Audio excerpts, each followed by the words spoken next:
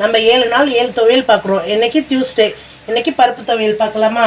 கொஞ்சமாக கடாயில் ஆயில் விட்டுட்டு கொஞ்சம் துவரம் பருப்பு, கடலைப்பருப்பு, உளுத்தம் பருப்பு 3 அப்படியே எல்லாம் ஒன்றா போட்டே ஃப்ரை பண்ணலாம்.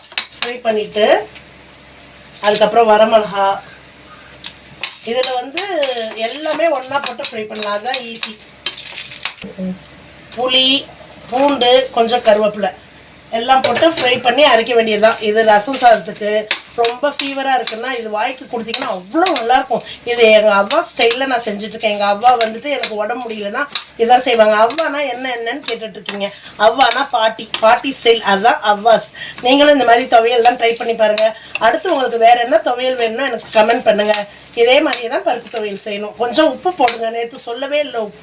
உப்பு போட்டு அரைச்சிக்கணும். அரைக்கும் போது வதக்கி வச்சுருந்தோம்ல பருப்பு துவையல், அதை ஆற வச்சு அரைச்சாச்சு. அரைச்சதும் பார்த்தீங்களா எவ்வளோ சூப்பராக பார்க்கவே அழகாக இருக்குன்னு. நீங்களும் இது மாதிரி செஞ்சு பார்த்துட்டு எப்படி வந்துச்சுன்னு கமெண்ட் பண்ணுங்கள். பாய்.